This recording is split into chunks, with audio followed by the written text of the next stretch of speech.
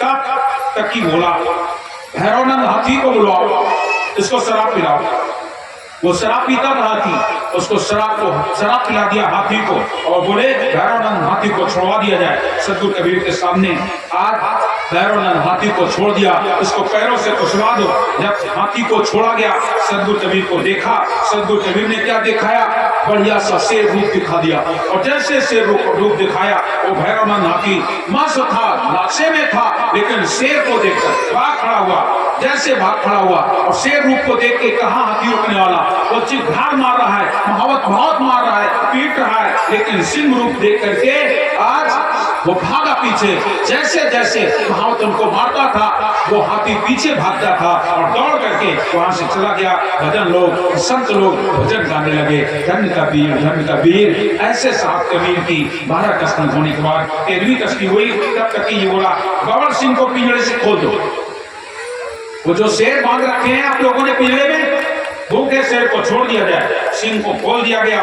शेर आकर के सदगुरु कबीर के चरणों में नतमस्तक हुआ, चरण चाटने लगा, जय कबीर। आज शेर नतमस्तक हो जाता है। जैसे साहब कबीर के आगे शेर छोड़ा गया, शेर साहब के चरणों में बैठ जाता है, प्रणाम करता है।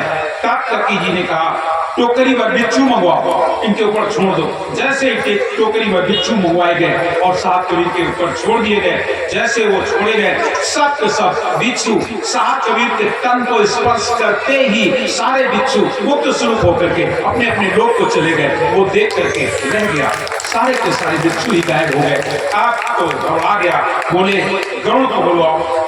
गरुड़ों को बुलाया गया, बोले कालिया नाग बुलाओ। गरुड़ लोगों से कहा कालिया नाग बुलाओ, लाओ जल्दी कालिया नाग ला करके और बोले छोड़ दो साहब कबीर के ऊपर। और जैसे वो साहब कबीर के ऊपर काला नाग छोड़ा गया, वो बढ़िया माला की तरीके से सुशोभित होने लगा। काला नाग साहब कबीर के गले में जैसे माला पड़ा हो, देख करके सारे लोग दंग रह गए, धन कबीर कहने लगे। आखिरकार टकी जी ने कहा कोई गरुड़, एक गरुड़ बोला मेरे पास एक ऐसा नाग है जिसको देखते ही मनुष्य मर जाता है, अगर हुक्म हो तो लाऊं। टकी जी बोले कबीर के सामने लाकर पोटली खोल दी, ला करके खोल दिया। जैसे ही साहब कबीर के सामने वो जहरीला नाग छोड़ा गया, वो जहरीला नाग साहब कबीर के दर्शन पाते ही उड़ गया, उसकी मुक्ति हो गई। वो जैसे ही साहब के दर्शन पाया, सर भी वहां से मुक्त स्वरूप हो गया। जय कबीर की ध्वनि लगने लगी। तब तकी वो बोला बंदूक उठाओ। अपने हाथ से तकी ने बंदूक उठाई, दागने लगा। और जैसे दागने लगा, सदगुरु कबीर बोले पागल हो गए हो क्या? यहाँ तो एक तस्वीर में लोग मर जाते हैं और तुझे अभी भी नहीं समझ में आ रहा है। लेकिन वो मकान था, आखिरकार कुछ नहीं हुआ। फिर टकी जी ने टुपुक से मारा, कोई चिन्ह नहीं हुआ। आज इतना ही नहीं, टकी जी महान गुस्सा में आकर के जादू की पुड़िया फेंक दिया। उल्टा जादू उस टकी को ही लग जाते थे। जैसे जादू की पुड़िया छोड़ी, साहब कबीर ने ऐसा किया कि वो जादू की पुड़िया उसी को जाकर के लग गई। अब तो सोच रहा अब क्या होना चाहिए, क्या संख्या मंगा करके, संख्या माने 20 मंगा करके, हलाल को मंगा करके और सदगुरु कबीर को जबरन पिलाने का प्रयास किया गया। और जैसे सदगुरु कबीर को पकड़ के पिला रहे हैं, साहब कबीर तो कुछ खाते पीते नहीं, जायदा कैसे पेट में। जैसे वो डालता था वैसे कोशिश सब के सब अग्नि तत्व में जाकर के विलीन हो जाता था। आज सदगुरु कबीर को कुछ भी नहीं हुआ, कोई निशान नहीं हुआ। तब कबीर और सदगुरु कबीर को पत्थर में बांधो और बंधवा करके ऊपर से ले जाओ और उनको ऊपर से गिरा दे जाओ।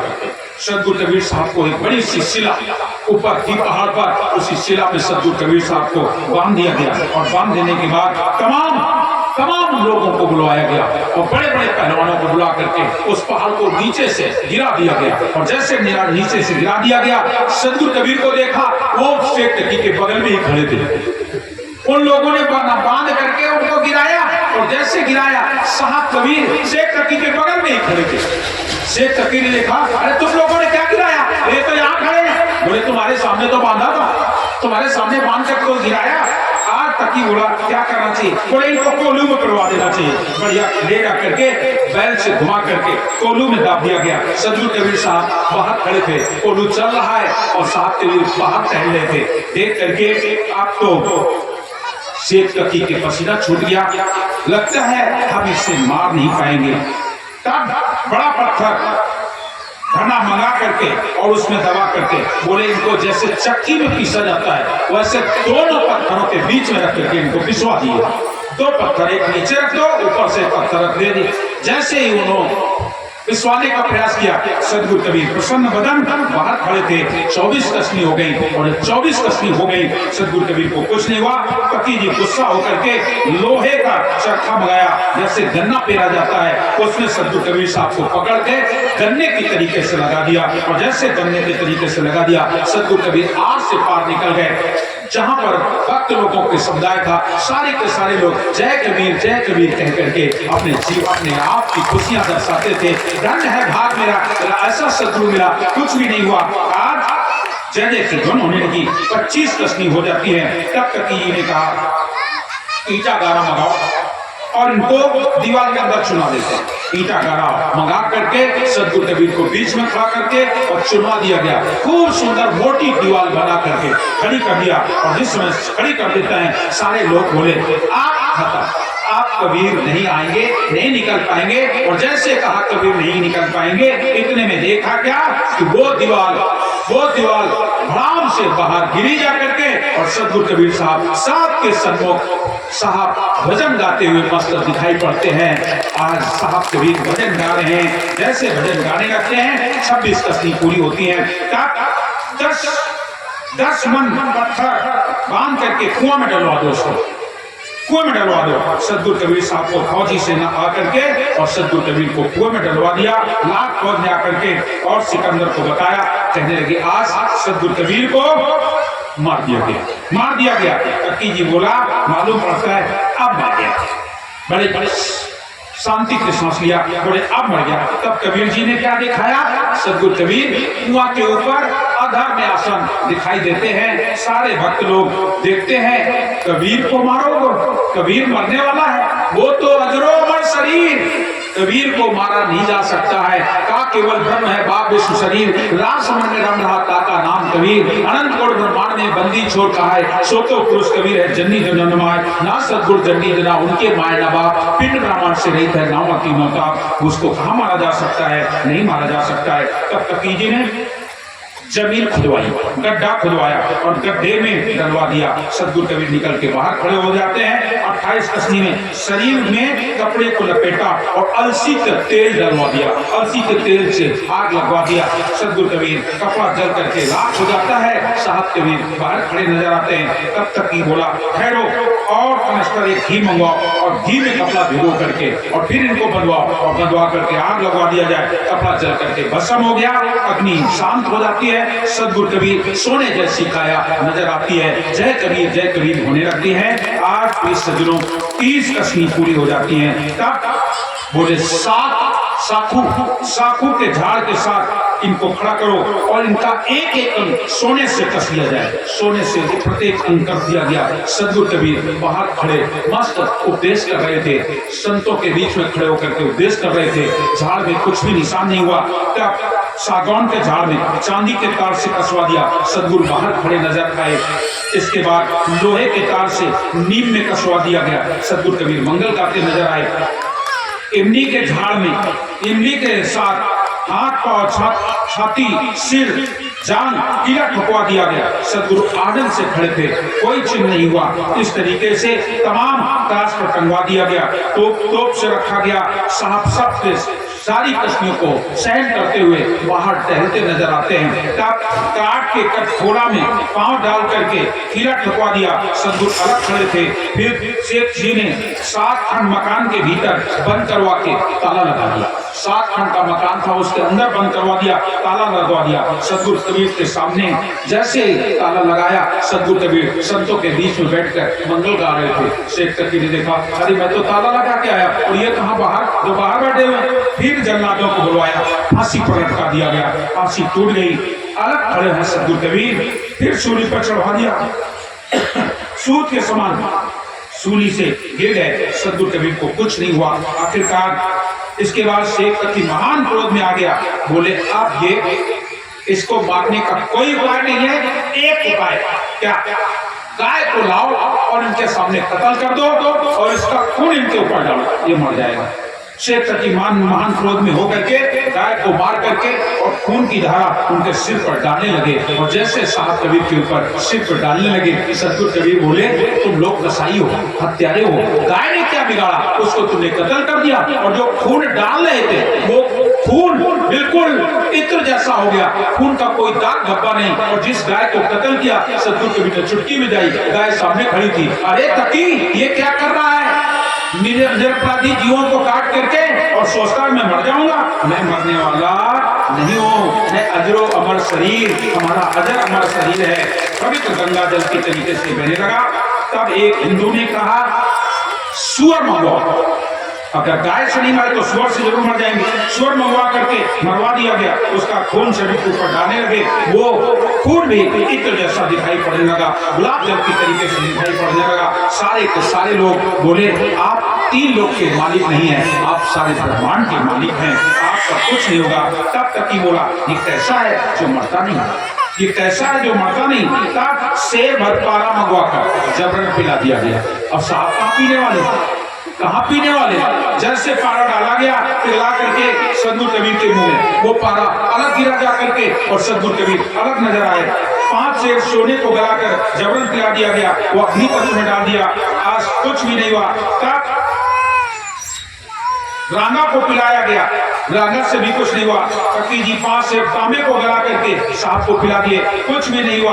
5 शेर कांच पिलाया गया, कुछ भी नहीं हुआ। फिर 5 शेर लोहे को जला दिया गया, कुछ भी नहीं हुआ। आखिरकार घबरा गया, सबका ये तंत्र मंत्र जानता है। क्या कह रहा है? सभी का तंत्र मंत्र जानता है। दोनों पर आज गंगा के किनारे ले आते हैं, तब दोनों किनारों पर भक्त लोग खड़े थे, हाथ से ताली पीटते हुए सत्य लोक से आनंद कंद अविनाशी सतगुरु कबीर की जय जयकार हो रही है। टक्की जी इतने में बड़ा ही क्रोध से आया, बोले ऐसे नहीं मरेगा तो इसके जितने भी मित्र हैं, जिसके भाई बंधु हैं, इन सब का कत्ल कर दो, इन सब का कत्ल कर दो। आज साधु, माता पिता, गुरु, इस सब को पकड़ के लाओ। चपरासी सब गए और सारे के सारे लोगों को सतगुरु कबीर साहब के सामने ला करके शमशेर से गला काटने लगे। तब सतगुरु कबीर बोले, यही पीर का काम है, यही पीर का काम है। मेरे से तेरा कोई बस नहीं चला तो तूने इन सबको लेकर के खड़ा कर दिया। दर्द ना जाने पीर कहाँ है, दर्द न जाने पीर कहावे। धोबी से कछ बस चलो नहीं तो गधा का बिगाड़ा। धोबी से लड़ाई करे और धोबी तो लड़ नहीं पाए और गधा का तुम पीटन लगे। गधा का पीटे का हो, धोबी से कुछ बच चलो नहीं, गधा का बिगाड़ा। इनको सबको तुमने मारना शुरू कर दिया। यही पीर का काम है, यही पीर का काम है। इनने उन्हें तुम्हारा क्या बिगाड़ा जो इन सबको तुमने झाड़ की तरीके से काट दिया, सबको तुमने झाड़ की तरीके से गिरा दिया।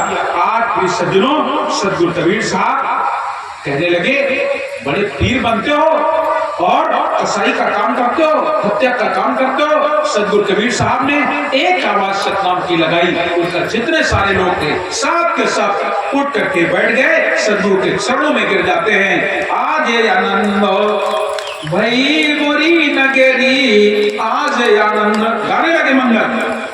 आज आनंद भई मोरी नगरी, आज आनंद आस पास सब संत विराजे।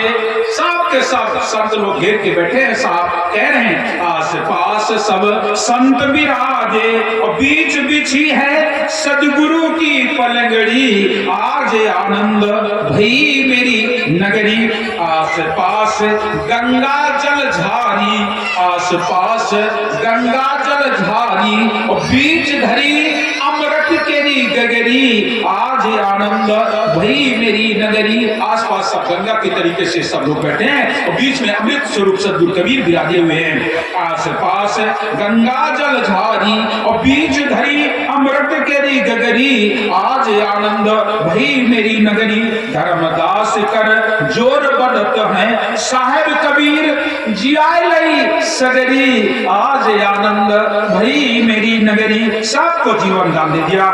सब भक्त लोग, उनके माता पिता, जो भी सब नीरू नेमा और सारे साधु बंधु सब के सब जय जयकार करने लगे और जय जयकार करते हुए 49 कस्ती हो जाती है। आपका कीजिए और तेज गुस्सा हुआ, उनके परिवार को भी कटवा डाला, मरवा डाला, कुछ भी नहीं हुआ, घबरा गया। आज लगता है अब मेरा तो मेरा ही रही, लेकिन पूरा इस्लाम ही खतरे में, इसको हम मार नहीं पा रहे। अंत में आप उसने सोचा आप क्या करना चाहिए।